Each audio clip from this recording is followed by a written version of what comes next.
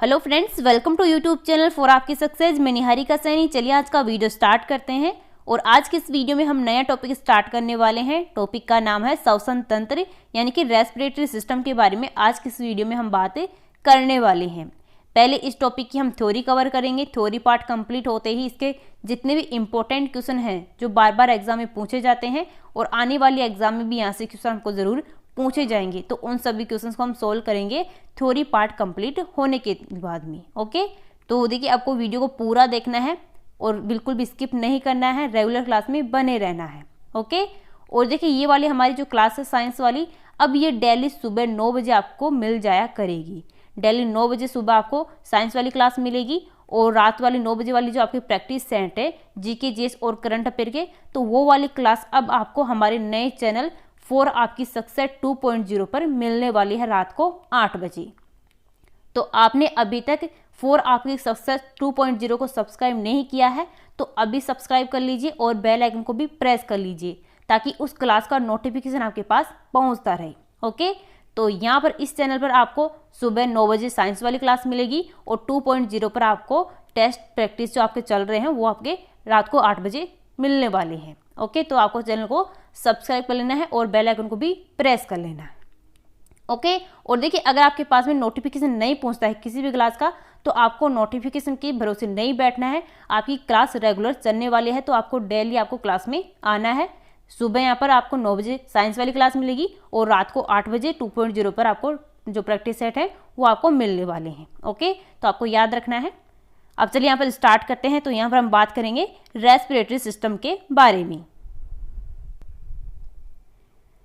तो देखिए यहाँ पर हम डिस्कस करने वाले हैं मनुष्य के श्वसन तंत्र के बारे में। किसको बोलते हैं मनुष्य का श्वसन तंत्र? मनुष्य के श्वसन तंत्र का सबसे महत्वपूर्ण जो अंग होता है, ऑर्गन होता है, वो फेफड़ा होता है, लंग्स होता है और इसको ही फुफ्फुस इसको कहा जाता है। किसको? फेफड़े को। अब देखिए यहाँ पर क्या होता है, गैसों का आदान प्रदान होता है, इसलिए इसको फुफ्फुसीय श्वसन भी कहते हैं। जो फेफड़ा होता है उसको फुफ्फुस कहते हैं, इंग्लिश में इसको लंग्स कहते हैं। और इसमें जो गैसों का विनिमय होता है, आदान प्रदान होता है, तो इसको फुफ्फुसीय श्वसन भी कहा जाता है। अब देखिए सरल भोज्य पदार्थ जल एवं CO2 का निर्माण होता है तथा ऊर्जा उससे मुक्त होती है, तो इसको क्या बोलते हैं? श्वसन इसको कहते हैं, रेस्पिरेशन इसको कहा जाता है। अब देखिए ऑक्सीजन के अंतर्ग्रहण यानी कि ऑक्सीजन को ग्रहण करने का जो काम होता है, कार्य होता है, उसको ही श्वसन तंत्र कहते हैं। रेस्पिरेटरी सिस्टम इसको कहा जाता है जिसमें हम ऑक्सीजन को ग्रहण करते हैं। तो चलिए देखते हैं इसके बारे में कि आज के इस वीडियो में हम यहाँ पर क्या क्या पढ़ने वाले हैं। तो देखिए यहाँ पर हम आज पढ़ेंगे मनुष्य के श्वसन तंत्र के बारे में। तो देखिए जो मनुष्य का श्वसन तंत्र होता है उसमें कौन कौन से पार्ट्स इसमें शामिल होते हैं। तो फर्स्ट यहाँ पर आपका है नासिका, सेकंड है स्वर यंत्र जहाँ से हमारी वॉइस निकलती है, आवाज़ निकलती है, और इसको क्या बोलते हैं? लैरिंग्स इसको कहा जाता है, स्वर यंत्र को। उसके बाद में हम पढ़ेंगे श्वास नली के बारे में, फेफड़े के बारे में, डायाफ्राम और पसलियों के बारे में। आज के इस वीडियो में हम यहाँ पर पढ़ने वाले हैं मनुष्य के श्वसन तंत्र के बारे में। और इसका जो नेक्स्ट पार्ट आएगा, नेक्स्ट वीडियो आएगा, उसमें हम श्वसन जो प्रक्रिया होती है, प्रोसेस होती है, उसके बारे में हम यहाँ पर बात करेंगे और श्वसन क्रिया विधि के बारे में बात करेंगे इसके नेक्स्ट पार्ट में। तो देखिए आपकी जो श्वसन प्रक्रिया होती है वो 3 पार्ट्स में उसको डिवाइड किया गया है। फर्स्ट आपका है बाह्य श्वसन, सेकेंड आपका है गैसों का परिवहन और थर्ड आपका है आंतरिक श्वसन। अब जो बाह्य श्वसन होता है उसको भी 2 पार्ट्स में डिवाइड किया गया है। फर्स्ट आपका है श्वासोच्छ्वास और सेकंड है गैसों का विनिमय। और जो श्वासोच्छ्वास होता है वो भी 2 प्रकार का होता है, निःश्वसन और उच्छ्वास। ओके, सेकंड यहाँ पर है आपका है गैसों का परिवहन। तो देखिए जो गैसों का परिवहन होता है वो भी 2 टाइप से होता है। फर्स्ट आपका है O2 का परिवहन यानी कि ऑक्सीजन का परिवहन, दूसरा आपका है कार्बन डाइऑक्साइड का परिवहन यानी कि CO2 का परिवहन। उसके बाद में हम बात करेंगे आंतरिक श्वसन के बारे में। तो आंतरिक श्वसन भी 2 प्रकार से होता है। फर्स्ट आपका है अनोक्सी श्वसन और सेकंड है ऑक्सी श्वसन। अनोक्सी श्वसन क्या होता है? तो देखिए इसमें क्या होता है कि ऑक्सीजन की उपस्थिति नहीं होती है, इसमें ऑक्सीजन अनुपस्थित होता है, इसको ही अनोक्सी श्वसन बोलते हैं। और जो ऑक्सी श्वसन होता है उसमें ऑक्सीजन की प्रेजेंट होती है, ऑक्सीजन उसमें उपस्थित होती है, तो उसको ऑक्सी श्वसन कहते हैं। इसके बाद में हम बात करेंगे श्वसन की क्रिया विधि के बारे में। तो देखिए ये भी 2 प्रकार से होती है। फर्स्ट आपकी है ग्लाइकोलाइसिस और सेकंड है क्रेब्स चक्र। तो इन सभी के बारे में अच्छे से हम यहाँ पर डिस्कस करने वाले हैं और आज की इस वीडियो में हम बात करेंगे श्वसन तंत्र के बारे में। इन सभी पार्ट्स को अच्छे से हम डिस्कस यहाँ पर करने वाले हैं। तो चलिए स्टार्ट करते हैं। तो सबसे पहले यहाँ पर हम डिस्कस करेंगे नासिका के बारे में, जिसको नासा मार्ग कहा जाता है। तो देखिए इसका मुख्य कार्य सूंघने से संबंधित है। आपकी जो नासिका होती है, नाक होती है, नासा मार्ग होता है, उसका मेन जो कार्य होता है वो सूंघने का कार्य होता है। यह श्वसन नाल के द्वार का भी कार्य करता है। इसमें म्यूकस कला या म्यूकस मेम्ब्रेन होती है, जिसे प्रतिदिन 1.5 लीटर म्यूकस प्रतिदिन क्या होता है, निकलता है। यह धूल के कण, जीवाणु या अनुचित जीवों को शरीर के अंदर प्रवेश करने से रोकती है आपकी नासिका, और यह शरीर में प्रवेश करने वाली वायु को नम और शरीर के तापमान को भी बना करके रखती है। कौन सी? नासा मार्ग। तो ये हमने बात की है नासिका के बारे में। सेकंड हम यहाँ पर बात करेंगे लैरिंक्स के बारे में, यानी कि स्वर यंत्र के बारे में।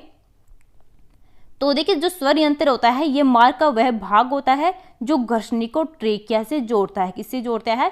जो घर्षणी होती है उसको ट्रेकिया से जोड़ता है। कौन सा? लैरिंक्स यानी कि स्वर यंत्र। और इसका जो मेन कार्य होता है वो ध्वनि को उत्पन्न करना होता है। यहाँ से क्या होती है, हमारी वॉइस निकलती है, ध्वनि उत्पन्न होती है स्वर यंत्र से। चलिए नेक्स्ट देखते हैं। नेक्स्ट यहाँ पर हम बात करेंगे घर्षणी के बारे में, यानी कि फेरिंग्स के बारे में। क्या बोलते हैं इनको? इंग्लिश में फेरिंग्स इनको कहा जाता है। तो देखिए ये नासा गुहा के ठीक पीछे स्थित होती हैं। कौन सी? घर्षणी, जो कि आप डायग्राम में यहाँ पर आप देख सकते हैं। ये वाली आपकी है कौन सी? घर्षणी, जो कि नासा गुहा के पीस जो ठीक पीछे इसको उपस्थित होती है। इसके बाद में हम बात करेंगे ट्रेकिया के बारे में, और इसको क्या बोलते हैं? वायुमार्ग इसको कहा जाता है ट्रेकिया को। तो यह वृक्ष गुहा में प्रवेश करते हैं। ट्रेकिया की दोनों प्रमुख शाखाओं को प्राथमिक ब्रोंकियोल्स कहते हैं। क्या बोलते हैं? ट्रेकिया की जो दोनों प्रमुख शाखाएं होती हैं इनको प्राथमिक ब्रोंकियोल्स कहते हैं। दाया ब्रोंकियोल 3 शाखाओं में बट करके दाएं और फेफड़े में प्रवेश करता है, और बायां जो ब्रोंकियोल होता है ये 2 भागों में बट करके बाएं फेफड़े में प्रवेश करता है। यहाँ से इंपॉर्टेंट क्वेश्चन पूछा जा सकता है आपके एग्जाम में। तो देखिए यहाँ से आपको ध्यान रखना है, दायां जो ब्रोंकियोल होता है वो तो 3 शाखाओं में डिवाइड होता है, उसके बाद में दाएं फेफड़े में जाता है, और जो बायां ब्रोंकियोल होता है वो 2 ही पार्ट्स में डिवाइड होता है, उसके बाद में बाएं फेफड़े में प्रवेश करता है। तो यहाँ से आपको नोट करके चलना है। चलिए अब आगे देखते हैं। आगे यहाँ पर हम बात करेंगे लंग्स के बारे में, फेफड़े के बारे में। तो देखिए वृक्ष गुहा में एक जोड़ी फेफड़े होते हैं। एक जोड़ी में कितने होते हैं? तो ये होते हैं 2। तो वृक्ष गुहा में एक जोड़ी फेफड़े पाए जाते हैं, और इनका जो रंग होता है वो लाल कलर का होता है, और इनकी जो रचना होती है वो गुलाबी थैलीनुमा स्पंजी के समान होती है। किसकी? फेफड़े की रचना। अब देखिए दायां फेफड़ा जो होता है वो बाएं फेफड़े की तुलना में थोड़ा बड़ा होता है साइज में। कौन सा? दायां फेफड़ा। फेफड़ा एक झिल्ली द्वारा घिरा रहता है, जिसे प्यूरल मेम्ब्रेन कहते हैं। क्या बोलते हैं? जो फेफड़ा होता है, लंग्स होता है, वो एक झिल्ली के द्वारा चारों तरफ से घिरा हुआ आता है, इसको प्यूरल मेम्ब्रेन कहा जाता है। फेफड़े में रुधिर कोशिकाओं का जाल बिछा होता है। O2 रुधिर में चली जाती है और CO2 बाहर आ जाती है। तो हमारे जो लंग्स होता है, फेफड़ा होता है, उसमें क्या होती हैं? छोटी छोटी क्या होती हैं? रक्त कोशिकाएं होती हैं, सेल्स होती हैं। उनका एक जाल बिछा होता है रक्त कोशिकाओं का। तो उनमें क्या होता है कि जो CO2 होती है वो तो बाहर निकाल दी जाती है, लेकिन जो ऑक्सीजन होती है, O2 होती है, उसको ग्रहण कर लिया जाता है इन कोशिकाओं के द्वारा, रुधिर कोशिकाओं के द्वारा। ओके, चलिए नेक्स्ट चलते हैं। नेक्स्ट यहाँ पर हम बात कर रहे हैं डायाफ्राम के बारे में। तो देखिए वृक्ष गुहा का निचला फर्श एक पतले पट द्वारा बंद रहता है, जिसे क्या बोलते हैं? डायाफ्राम कहा जाता है। उच्छ्वास के समय डायाफ्राम कैसा होता है? संकुचित होता है, चपटा हो जाता है जब उच्छ्वास होता है। और देखिए देह गुहा के 2 भागों में बढ़ती है। जो देह गुहा है वे 2 भागों में बढ़ती है। फर्स्ट आपका है अग्र वृक्ष गुहा, और सेकंड है पश्य उदर गुहा। तो इन 2 पार्ट्स में डिवाइड होता है। नेक्स्ट हम यहाँ बात करेंगे पसलियों के बारे में।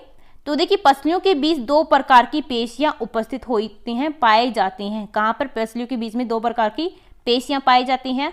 फर्स्ट आपका यहाँ पर है बाह्य अंतरा प्रयुक्त पेशी, और सेकंड है अंतः अंतरा प्रयुक्त पेशी। तो ये 2 प्रकार की पेशियां पाई जाती हैं पसलियों के बीच में। तो फ्रेंड्स इन दोनों टाइप्स के बारे में हम इसके सेकंड पार्ट में इसको अच्छे से डिस्कस करेंगे कि बाह्य अंतरा प्रयुक्त पेशी क्या होती है, अंतः अंतरा प्रयुक्त पेशी क्या होती है। इन दोनों के बारे में अच्छे से इसके नेक्स्ट पार्ट में हम डिस्कस करने वाले हैं। आज का वीडियो आपका यहीं पर कंप्लीट होता है। ओके, तो आपको इसको अच्छे से पढ़ के आना, अच्छे से समझ के आना है, और इसके जो इंपॉर्टेंट क्वेश्चन होंगे वो भी हम सोल्व करेंगे। ओके, और आपको याद रखना है डेली आपको सुबह 9 बजे इस वाले चैनल पर आपको साइंस वाली क्लास मिलेगी और रात को 8 बजे आपको 2.0 पर टेस्ट प्रैक्टिस सेट मिलेंगी। तो आपको टाइमिंग ध्यान रखनी है, अगर नोटिफिकेशन नहीं पहुंच पाता है तो आपको डेली क्लास में आना है। ओके फ्रेंड्स, तो चलिए मिलते हैं नेक्स्ट वीडियो में। Thank you.